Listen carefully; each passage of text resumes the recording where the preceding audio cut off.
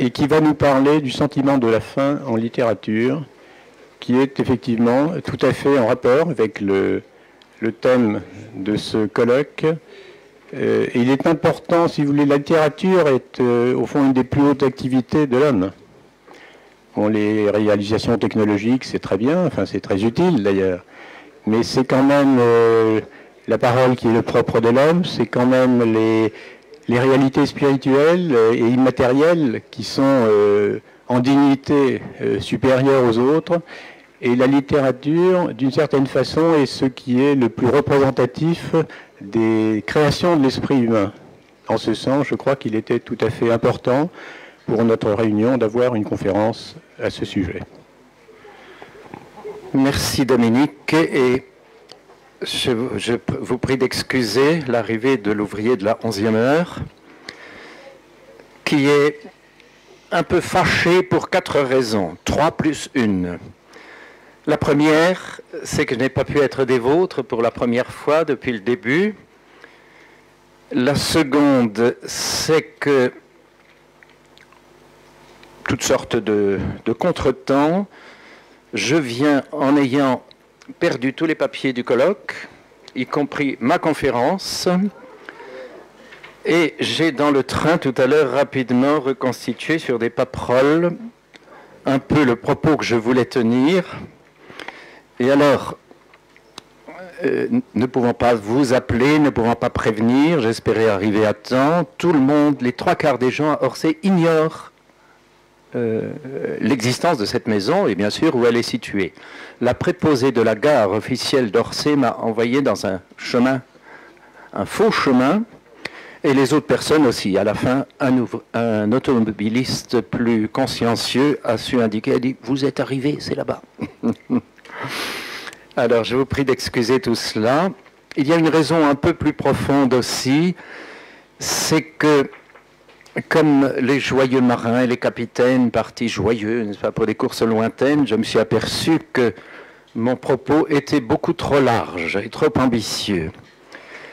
Parce qu'il aurait fallu parler de beaucoup de choses, mais celle que j'ai finalement retenue demanderait chacune une causerie. Alors, je ne sais si vous vous êtes mis, certains peut-être comme moi, enseignent et en bavent, et savent ce que c'est que quand on aime quelque chose, devoir se limiter, de sauter des étapes. Alors, ce sera donc un aperçu, une tâche moins aisée que prévu, vu l'abondance de la matière, et ce crève-cœur que c'est de passer vite sur des propos importants, des œuvres importantes. Donc, nous devrons nous consulter d'un simple aperçu, un survol, alors que mon ambition était de faire un peu à la manière de Rivarol, excusez du peu, discours sur l'universalité du sentiment de la faim en littérature. Oui, il y a un champ très large qui s'ouvre à nous, plus large qu'on ne penserait d'abord. Nous nous arrêterons finalement à quelques titres seulement, les moins attendus peut-être. Je ne vais pas vous dire les choses les plus connues éventuellement, mais étape instructive à mon sens et révélatrice. Il faut d'abord nous dire que notre question, le sentiment de faim, le sentiment de... J'ai intitulé un de mes cours Crépuscule d'Empire, littérature et crépuscule d'Empire, n'est-ce pas, tous les auteurs qui ont développé, qui ont ressenti, qui ont fait partager leur sentiment d'une imminence de catastrophe. Alors on songe bien entendu à ce qui a entouré pour le peuple hébreu la destruction de Jérusalem, la faim. On pense à tout ce qui entoure dans la mémoire de l'humanité la guerre de Troie. Ça a été un immense écroulement aussi, un ébranlement, comme on pourrait dire. La pierre jetée dans l'eau de l'histoire a eu des remous qui sont allés fort loin, jusque dans la littérature assez proche de nous. Et puis on pourrait parler, on aurait pu parler aussi de oui, de la littérature médiévale, et en particulier la fin du roi Artus, ou Arthur, n'est-ce pas, l'écroulement aussi de quelque chose qui était apparu à un moment donné comme un sommet, comme un zénith. Et puis, qu'avais-je noté encore rapidement tout à l'heure?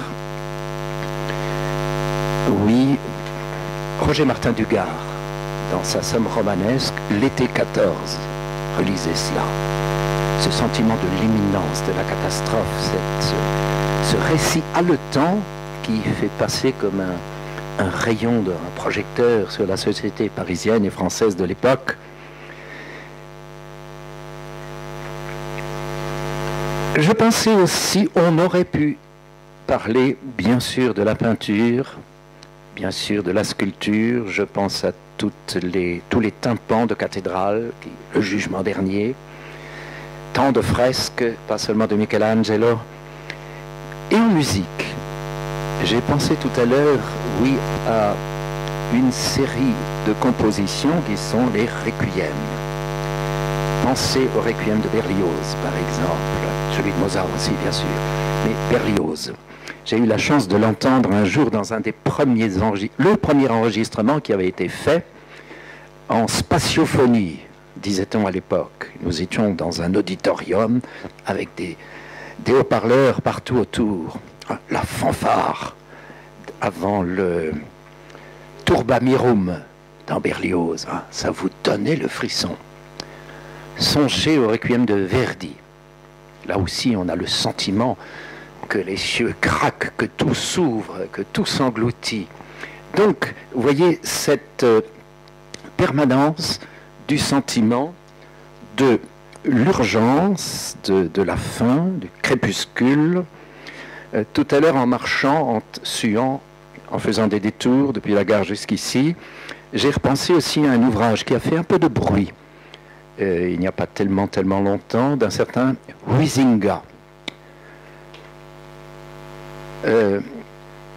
Comment c'est le titre encore? Je ne le sais plus en hollandais, je l'avais en tête en allemand tout à l'heure. Le crépuscule de l'Occident. Comment c'est des Abendlandes? Untergang des Abendlandes, peu importe. Qui a aussi, dans des couleurs très impressionnantes, balayé le champ de cette question.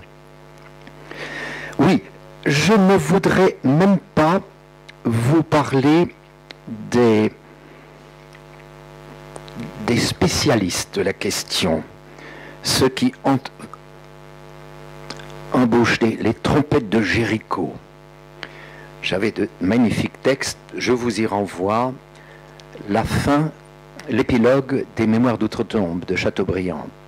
Admirable texte, plein de pressentiments, et qui voit déjà les problèmes de l'Europe. Donc il écrit en 1848, il termine en 1848, l'année de sa mort, et le testament de Chateaubriand est impressionnant. Bon, il y a eu Joseph de Maistre à la même époque, plus tard, à la fin du siècle, alors comment s'appelait-il quand un marche noir, il s'était donné un sobriquet, pèlerin de l'absolu, oui, le fameux Léon Bloy.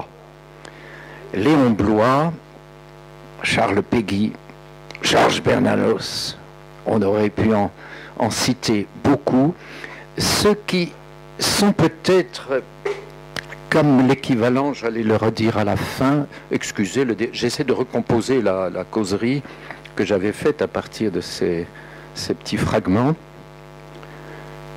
qui ont survécu au naufrage, au déluge. Oui, on pense à Victor Hugo aussi. Il y a des pages prophétiques chez lui, hein. Plein ciel, océan, dans les contemplations, ailleurs, la légende des siècles, vous avez des textes aussi qui ont ce même frémissement. Mais j'étais en train de vous parler, oui, Péguy, Bernanos, oui, une phrase que je me rappelle, je l'ai mise comme titre d'une de mes parties, cette déclaration de Georges Bernanos: la chrétienté a fait l'Europe, la chrétienté est morte, l'Europe va crever, quoi de plus simple, disait-il, avec ce caractère un peu direct, mordant qu'il avait parfois. Oui.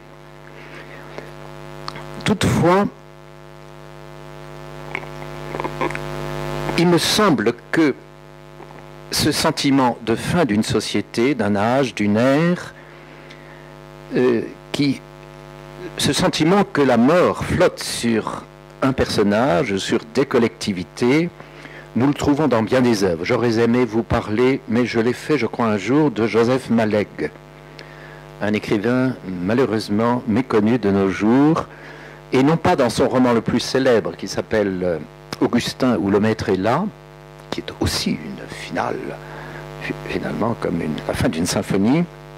Tiens, on aurait pu parler de Beethoven aussi, puis d'autres, Liszt, Franz Liszt, oui.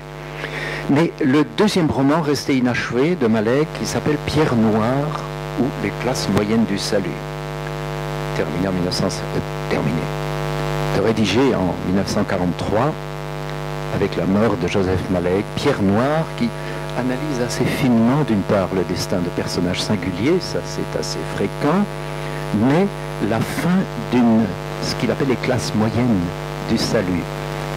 Il y a des pages assez mordantes sur, oui, comment la société française est en train de s'imploser. Les choses meurent. Peggy. Je pourrais parler 2 heures de Peggy, en particulier peut-être de cette phrase prophétique entre plusieurs. Les fondateurs viennent d'abord, les profiteurs viennent ensuite. Oh, combien c'est vrai. Tous les domaines, et même dans la politique actuelle. Mais plutôt que de vous parler de ces grands noms, après tout assez connus, je préfère me diriger vers des œuvres qui n'ont pas cette grande façade, cet étalage au premier degré. Je pense en effet que la vraie littérature n'est pas que du premier degré, c'est-à-dire le récit d'une intrigue ou bien un sens intelligible immédiatement. J'appliquerai volontiers à ce domaine la notion des 3 ordres pascaliens que vous connaissez bien. Et je crois que cette formule est vraie en art aussi. Bon, il y a l'ordre charnel, comme disait Pascal, temporel. Oui, c'est la littérature distrayante, commerciale. Ce qui fait la foire sur la place, dans les médias, partout, à l'étal de nos libraires aussi. Il y a un deuxième degré, Pascal parlait des esprits, il y a une distance infinie entre le niveau charnel et le niveau spirituel au sens de esprit, disait-il, c'est-à-dire, dans notre cas, la littérature intelligente, la littérature à thème, qui se propose, et c'est le cas de très grands auteurs comme Roger Martin Dugard. Son été 14 est une magnifique évocation de ce sentiment à la veille de la guerre, des déclarations, l'assassinat de Jaurès. Tout ça est admirablement rendu. Mais c'est un sens qui est obvi, que l'on sent immédiatement, qui est présent. Je pense que la littérature la plus éminente, celle qui, pour moi, que je mettrai sur le trône souverain, et c'est bien sûr celle qui touche les vérités les plus hautes, et ça correspondrait à l'étage de la charité, comme disait Pascal.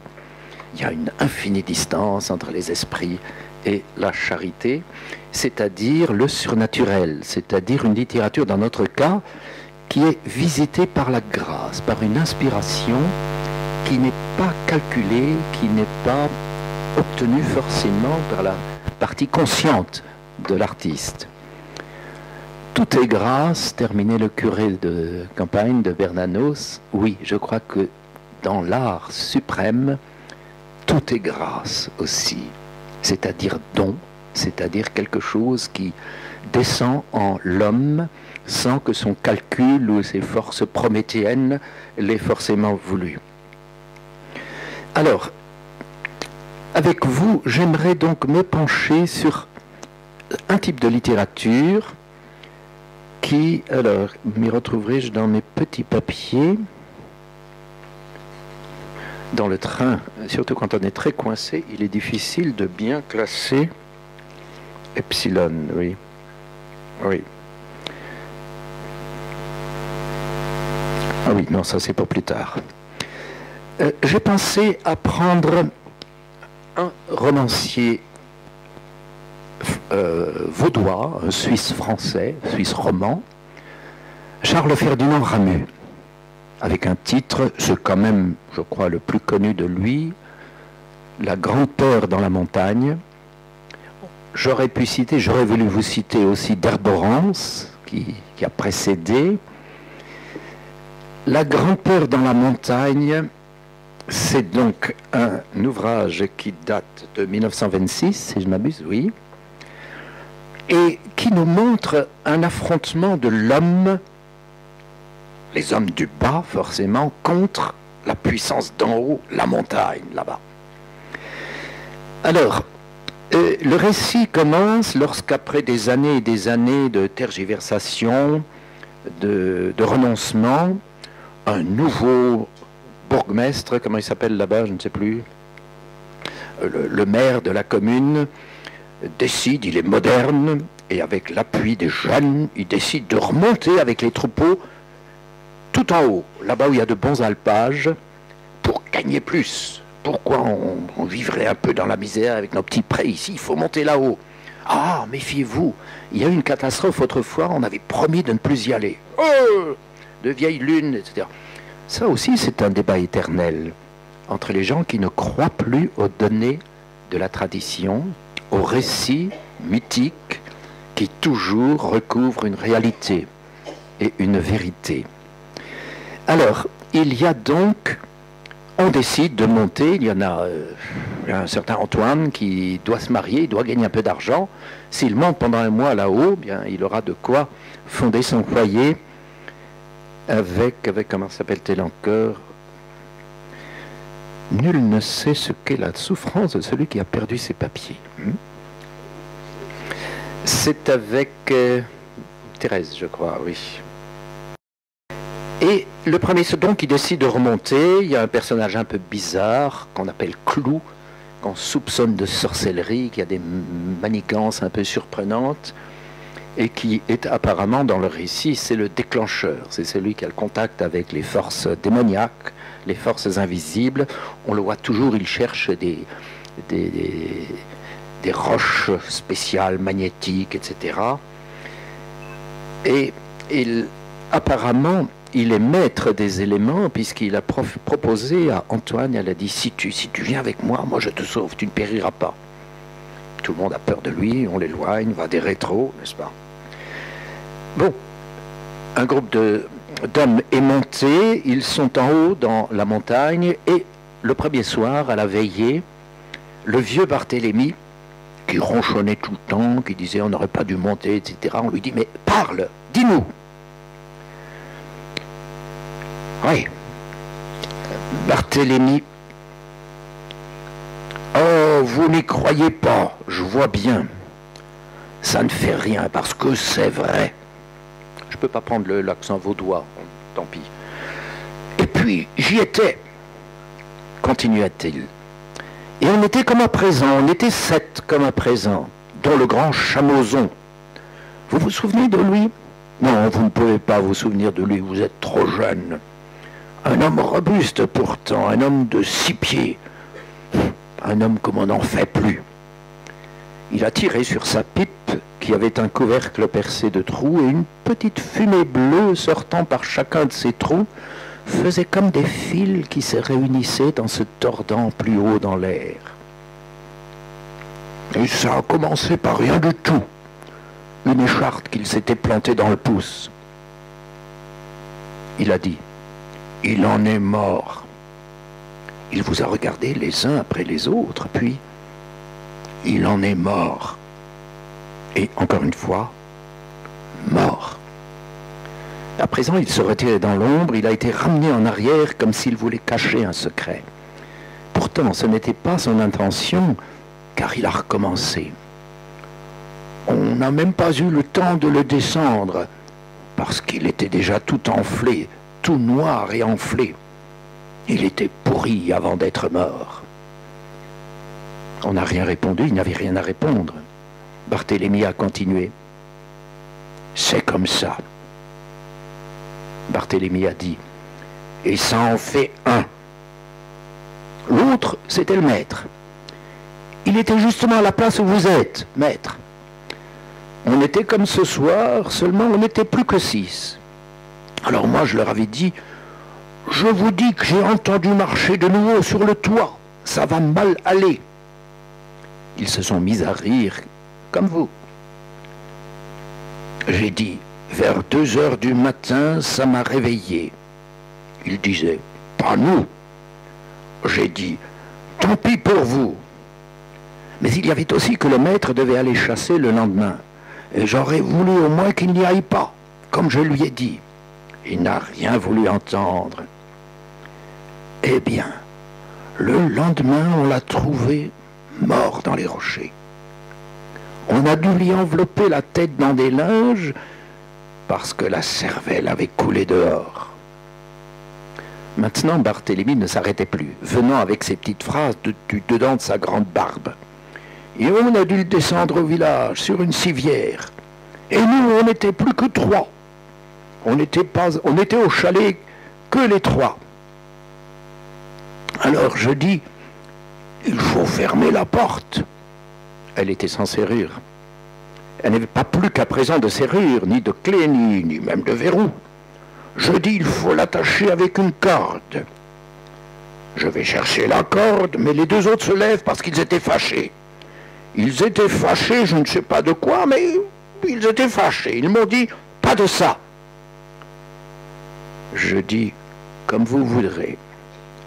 N'empêche que c'est le dernier soir qu'on a passé ici. Je vous fais grâce du reste du récit de la scène dans laquelle vous retrouvez à la fois, avant Jean Giono, dont je parlerai dans un instant, sur langage un peu rude, ces répétitions, il a dit, et Barthélemy a dit, continua-t-il. Il y a d'autres pages qui sont encore plus charnelles, plus terriennes, plus épaisses. Ce Barthélemy, donc, leur raconte, à eux qui sont incrédules, ce malheur, les morts successives, et puis ces mystérieux pas sur la cabane, dans la nuit, dans la montagne. Et puis maintenant, et vous avez vu, ah non, il ne faut pas, ne nous fais pas peur, ne barricade pas la porte, pas ci, pas ça. Barthélemy est le seul qui en a réchappé 20 ans avant. Ça peut paraître seulement un récit fantastique, un peu parce qu'il y a de l'irrationnel. Mais voici que tout à coup, dans ce pâturage là-haut, d'abord, la fiancée, la promise d'Antoine veut le rejoindre, et elle se noie, elle tombe dans le torrent et se noie. Antoine était descendu en cachette, on n'avait plus le droit de descendre, parce qu'en haut, s'est déclaré une épizootie. Hein, toutes les vaches sont malades, crèvent les unes après les autres. Voilà, le sort à nouveau s'acharne sur nous. Le vieux Barthélemy en profite pour ouvrir son bec et pour dire « Voyez, je vous l'avais bien dit », etc. Et alors, d'en bas, on a décidé, en ce temps-là,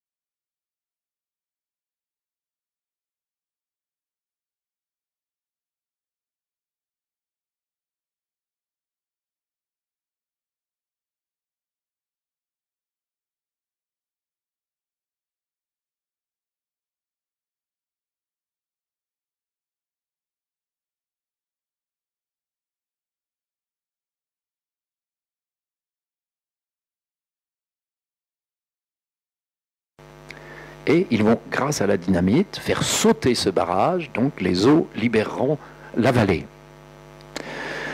Description encore plus poignante que celle de Ramu, plus charnelle, plus humaine, plus épaisse. Et le village est donc délivré, en dépit de quelques gendarmes qui s'y montaient d'en bas, qui ont dit « Vous n'avez pas le droit légalement, nanana, paf, on lui donne un grand coup de poing, on a délivré la vallée. » Et il y a une dernière scène où tout le village se réjouit, mange du pain. Ils ont cuit du pain. Alors il y a le feu qui les réchauffe, il y a le pain qu'ils mangent, et il y a le pauvre Saint Jean qui espère toucher sa récompense, qui avait parlé avec Sarah, oui, je te construirai une maison là-haut, nous vivrons après ces épreuves. Malheureusement, Sarah est au service d'un gros bûcheron, d'un gros fermier de tout en haut, qu'on a réussi à descendre parce qu'il était blessé, il a eu les pieds emportés. Et ce Borromée dit à Saint Jean, oui, tu as tout fait, tu nous as sauvés, etc. Mais si tu me prends Sarah, moi je meurs. Et Saint Jean, comme souvent dans Giono, il y a un sacrifice à la fin.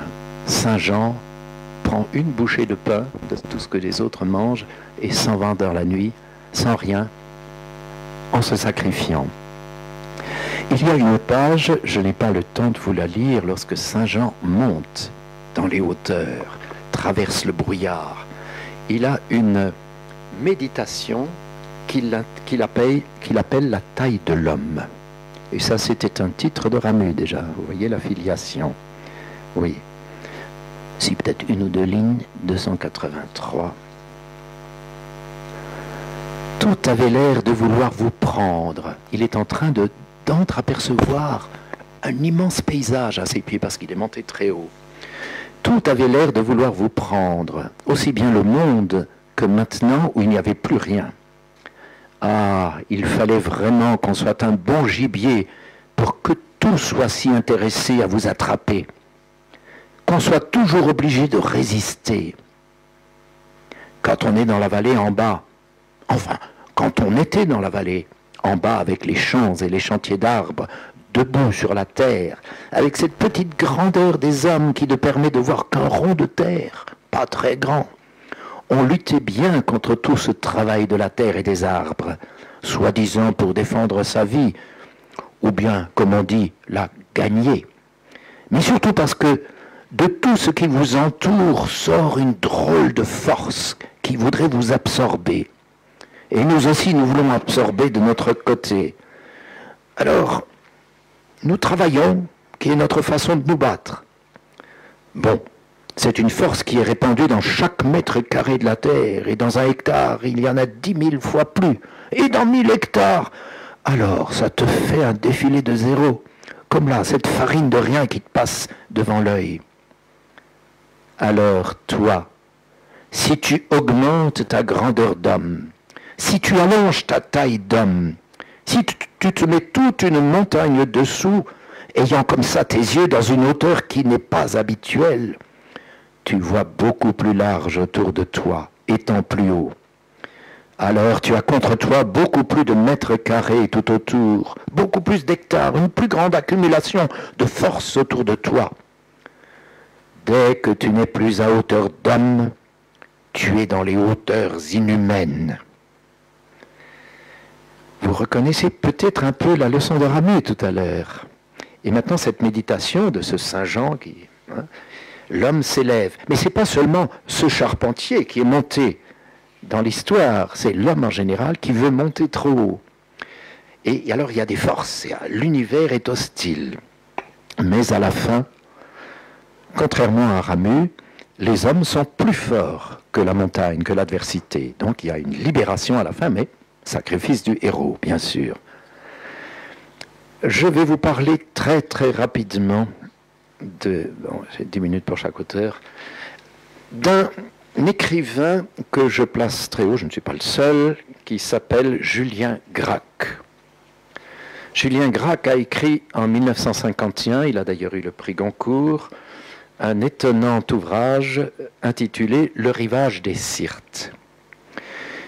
Lui s'inspirait, vous voyez que chacun de ceux que je vous ai nommés s'était inspiré de quelqu'un avant lui. Alors, un écrivain italien, Dino Buzzati, avait écrit aussi un étonnant récit, Le désert des Tartares, qui parlait d'une invasion, qui allait recouvrir, qui allait envahir le pays, provoquer sa destruction. Eh bien, dans le rivage des Syrtes, nous sommes dans une seigneurie qui s'appelle Orsenna et qui a beaucoup de traits communs avec Venise. Dans l'histoire, Julien Gracq, enfin Louis Poirier, de son vrai nom, était professeur d'histoire dans le civil. Alors, nous avons là une cité qui est menée par un conseil, exactement comme le Doge de Venise, avec son comment ça s'appelle à Venise, le Grand Conseil, je crois. Comment? Oui, oui. Donc, une oligarchie. Dans Orsenna, nous avons exactement ce même type de régime. Et alors, Orsenna est situé juste en face du Farguestan, comme il l'appelle, c'est le pays ennemi, qu'on a autrefois vaincu et qui est théoriquement toujours en guerre avec Orsenna. Le Farguestan, avec sa capitale Rage, R-H-A-G-E-S. Il y a des noms qui sont très, très parlants aussi. Alors Aldo, un jeune noble, on a assez de la vie dorée avec les jeunes un peu débauchés de la ville, et il décide de s'engager, de prendre un office. On l'envoie au nom du gouvernement comme observateur dans les Syrtes. Ça, c'est la province extrême au sud d'Orsenna qui jouxte justement le Farguestan. Alors, il est là-bas envoyé, il doit surveiller, faire des rapports. Alors, je vous passe sur tous les détails.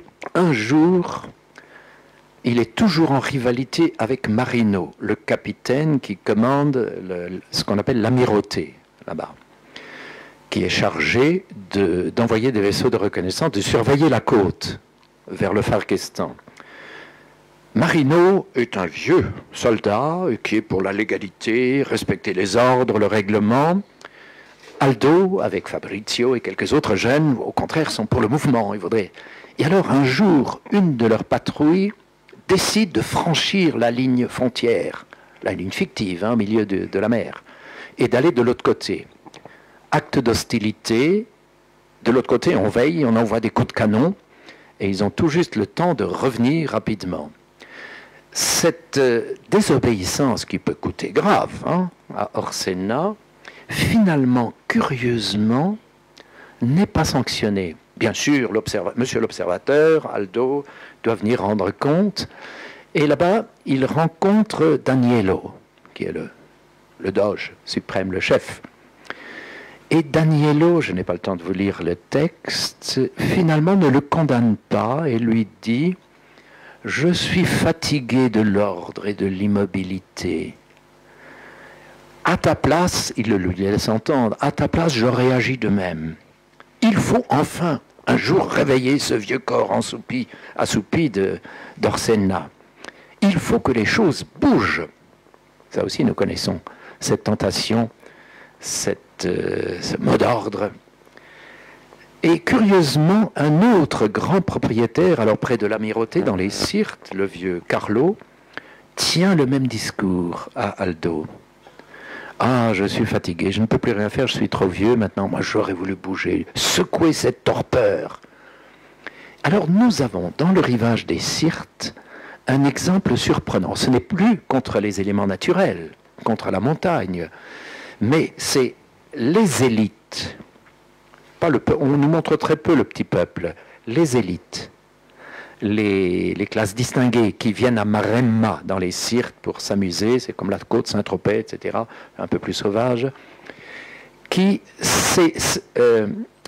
s'étourdissent dans les plaisirs et les plus lucides d'entre eux en ont assez d'être immobiles, d'être tranquilles.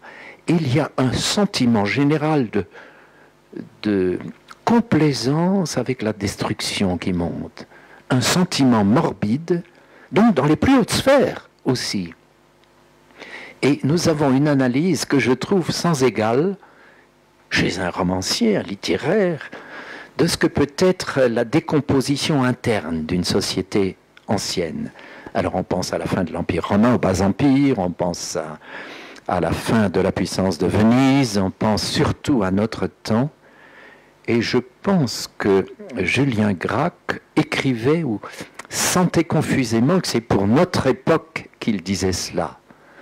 Surtout si je me réfère à d'autres ouvrages de lui, Le Roi pêcheur, une pièce de théâtre, ça c'est le Graal, le vieux roi qui meurt, n'est-ce pas, le roi Méhénier, etc. Et d'autre part, un livre très très beau, très bien réussi, qui s'intitule Un balcon en forêt. Et ça se passe, c'est la France au moment de la drôle de guerre, donc avant l'écroulement de la France d'avant-guerre, un soldat, ils sont là aussi dans la forêt des Ardennes quelque part, le danger n'arrive pas, on ne sait pas ce qui arrive, etc. Et tout à coup, l'écroulement, l'ennemi arrive, etc. Et c'est la mort de, comment s'appelle encore le héros dans Un balcon en forêt? Celui qui raconte le tout, qui meurt, bien sûr, à la fin, adossé à un arbre, et c'est à la fois une ressemblance avec le roman médiéval, la mort du roi Artus, et en même temps, ça rejoint beaucoup d'autres visions de la fin d'un personnage, de la fin d'une cité et de la fin d'un monde. Dans Le Rivage des Syrtes, il y a cette phrase: on ne montre pas la destruction, mais à un moment donné, le héros raconte les souvenirs, les images qui montaient du rougeoiement de ma patrie détruite. Lui, il s'en va. Il a encore vu de loin l'embrasement et la fin de son pays.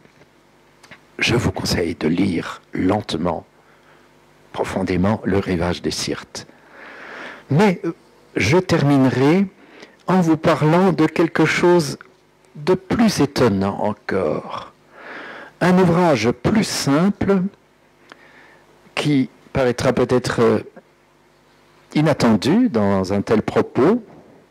C'est un écrivain que j'aime beaucoup, sur lequel j'ai un peu travaillé, qui était le petit-neveu de Don Bosco, Saint-Jean Bosco, et qui s'appelait, il est mort, Henri Bosco.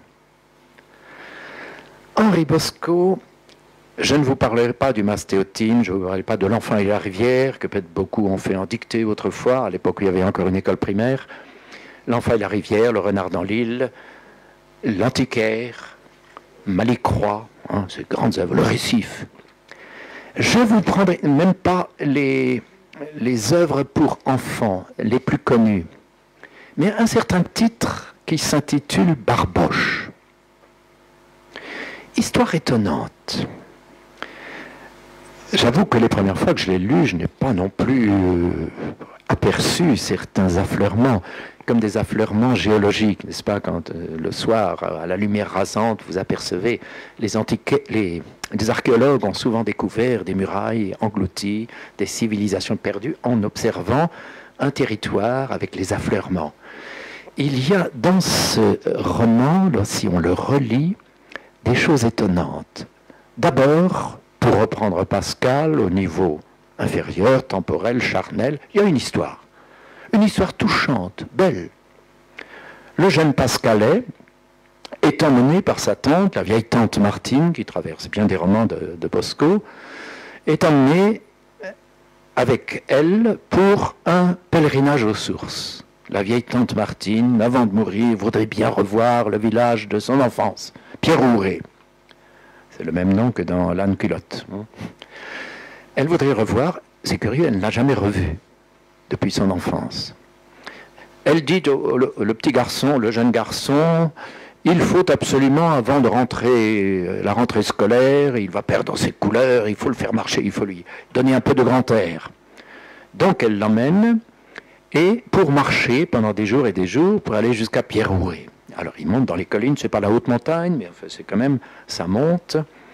Le jeune Henri Bosco, quand il était encore chez ses parents au Mas du Gage, la maison paternelle est dite, elle est nommée dans Barboche à nouveau, le Mas du Gage, c'est dans les environs d'Avignon. Et là-bas, le garçon regardait avec un peu de dédain la riche prairie grasse, cultivée, il regardait vers les Alpilles, vers les montagnes sauvages, et vers l'est, encore plus loin, le Luberon. un vieux berger raconter ce qui se passe là-haut. Donc un enfant, dès ses plus jeunes années, attiré par cela. Alors, naturellement, il est tout heureux de partir avec tante Martine. Et alors, nous avons d'abord un récit d'un voyage dans l'ancien temps, mesdames et messieurs, qui n'existe plus, en diligence, puis à pied, avec les hasards du voyage, le feu qu'on fait au bord du chemin. La tante Martine sait admirablement faire la cuisine entre deux cailloux.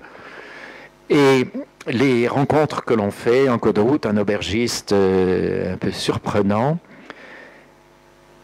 Un récit pittoresque, c'est la campagne provençale, hein, puis le Luberon, qui nous sont restitués avec, comme disait Thierry Monnier, un critique assez connu, disait « Il nous a rendu dans notre bouche le sens de la terre qu'on mâche ». Comme Giono, oui. Giono, Bosco, deux endroits, deux grands écrivains de la Provence. Mais derrière cela, il y a une chose un peu plus surprenante. Lorsqu'on arrive en vue de Pierre-Rouret, tout à coup la tante se met en colère.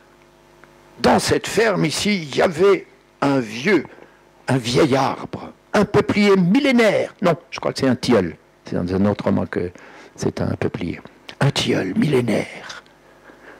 Et les arbres chez Bosco ont toujours des noms, les arbres sacrés. Ils l'ont détruit. Les barbares. Je ne descendrai pas dans Pierre-Rouret.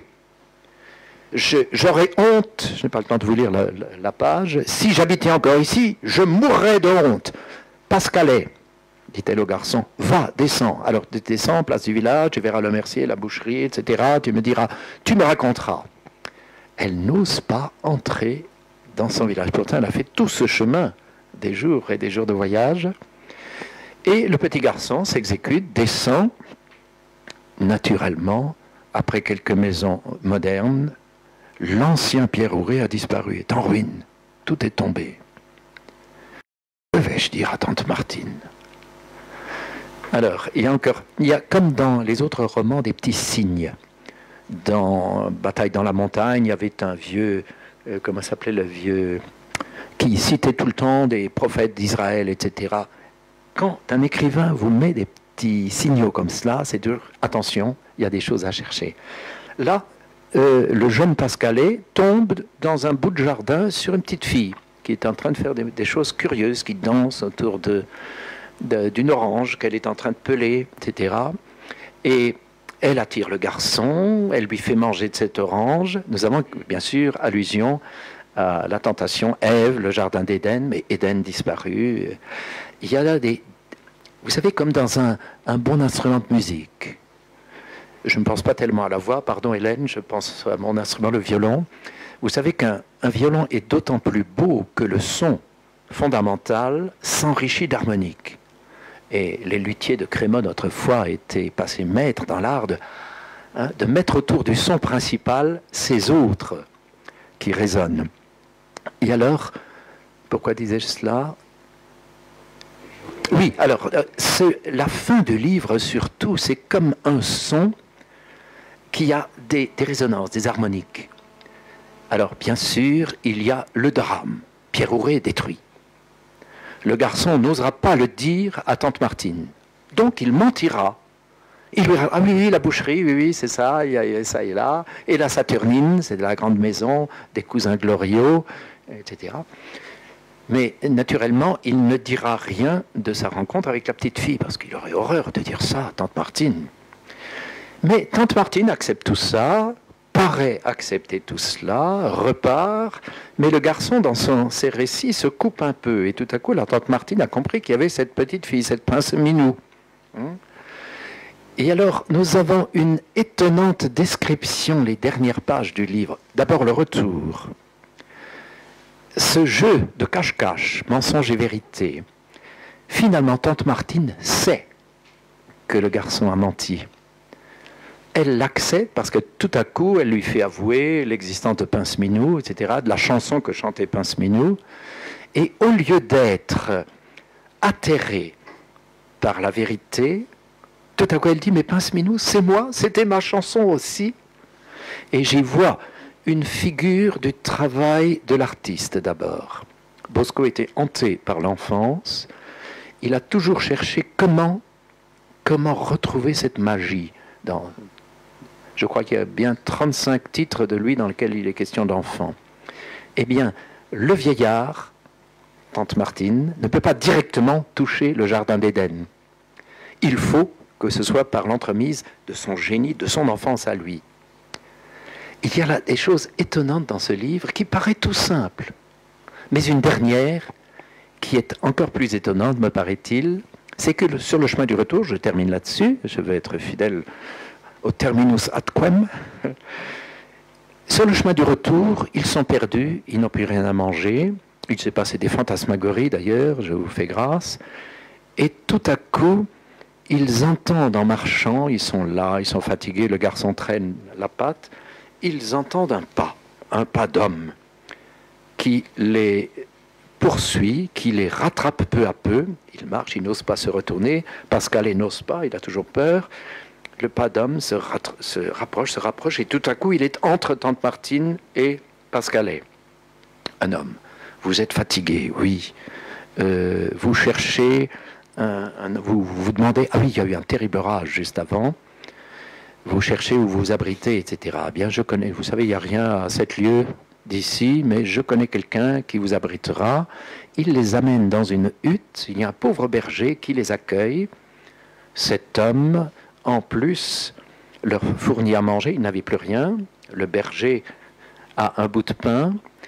L'homme brise le bout de pain en deux, en donne à chacun, et puis leur souhaite que Dieu les protège, etc., et s'éloigne. Vous avez tous compris que c'est une allusion aux pèlerins d'Emmaüs. Mais c'est dit avec une discrétion, pas du tout de façon insistante. Et Tante Martine, finalement, est comme authentifiée dans sa démarche, pas seulement par le récit de Pascalet, l'entremise de Pince-Minou, n'est-ce pas, qui finalement ne fut pas une tentatrice, mais a été comme le point de passage qui a permis les retrouvailles et la réconciliation de Tante Martine avec elle-même et son passé. Mais il y a l'intervention de ce personnage, et d'ailleurs Tante Martine, qui a toujours des proverbes à la bouche, c'est la sagesse antique. Il y a dans toutes les œuvres de Bosco presque un hymne à la sagesse traditionnelle, paysanne, au savoir d'autrefois, aux croyances, à la religion d'autrefois. Bosco était très très croyant. Et Tante Martine dit, c'est le bon Dieu qui était tout le temps sur notre route. C'est lui qui a croisé notre chemin. Je vous laisse le soin de découvrir, s'il vous plaît, lisez un jour Henri Bosco, oui bien sûr, n'est-ce pas, cher Jacques? Nous sommes ensemble à la même association d'amis d'Henri Bosco. Lisez-le et surtout, essayez de sentir ces harmoniques dont je vous parlais. Vous verrez que c'est beaucoup plus riche encore que ce que je vous ai dit, parce qu'en même temps, il y a le chien, celui qui donne son titre au livre, le chien Barboche. Tante Martine, au début, a dit non, on ne l'amène pas. Quand ils descendent de la diligence, le chien les avait suivis. Et le chien a un sens secret, symbolique, très étonnant. Il part d'ailleurs avec le visiteur mystérieux de la fin. Je vous laisse un peu trouver le sens. Oui. Ce choix de quelques moments dans la production littéraire, qu'on aurait bien sûr pu développer, ce sont comme des îlots parsemant l'océan de notre thème. J'ai voulu vous parler peut-être de livres que vous fréquentez moins, qui vous paraissent plus inattendus dans ce thème. Baudelaire voyait dans les grands artistes des phares éclairant nos ténèbres d'ici-bas, vous le savez, mais il parlait des peintres surtout. Les écrivains répondraient peut-être plutôt à la formule que j'emprunte à Victor Hugo. Mon âme mit le voix que le Dieu que j'adore mit au centre de tout comme un écho sonore. On connaît la formule.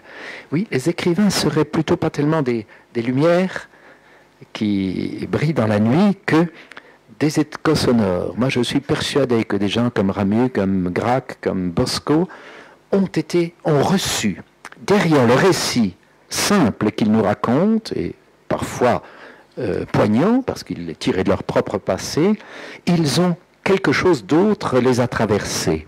Vous connaissez sans doute la phrase de Tagore, « Que je sois seulement un roseau que tu puisses emplir de musique ». Je crois que les grands artistes, les grands écrivains sont des roseaux que ce don d'en haut remplit de musique. Oui. Ils détectent, un peu comme des sismographes, les plus infimes mouvements du sous-sol, le remuement dans les profondeurs, comme disait Rimbaud. Ils sont des veilleurs qui alertent sur les ébranlements à venir, qui pressentent aussi les événements futurs. J'oserais aller plus loin. Peut-être se situe-t-il à la suite des prophètes de l'Ancien Testament. Autrefois, Dieu suscitait des personnages qui disaient « Voilà ce que ça veut dire, voilà ce que Dieu vous dit ». Il n'y en a plus aujourd'hui, du moins à ma connaissance. Est-ce que les écrivains ne seraient pas seulement les Peggy, Bernanos, Simone Weil aussi et d'autres, mais ceux dont j'ai cité qui seraient comme... Oh, pas Élie, pas Jérémie, pas Isaïe, peut-être Habakkuk, Osée, Amos, les petits prophètes, oui. Car c'est vraiment le meilleur témoignage que nous puissions donner de notre dignité que cet ardent sanglot qui roule d'âge en âge et vient mourir au bord de votre éternité, écrivait Baudelaire à la fin du poème que j'ai cité au début. Oui.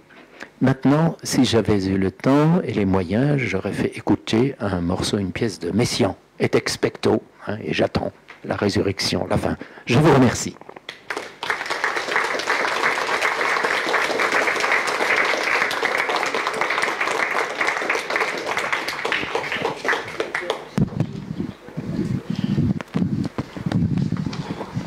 Et on va permuter le micro.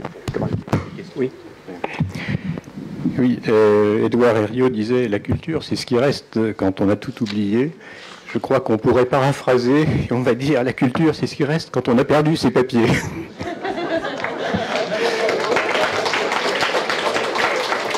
Merci de vos indulgences. Et là, une fois de plus, donc Benoît Ness fait mentir l'adage bien connu, vous savez, verba volant scripta manent. Alors là, c'est verba scripta volant, verba manent. Parce qu'effectivement, la parole, elle est plus profonde. La parole, on la transporte avec soi.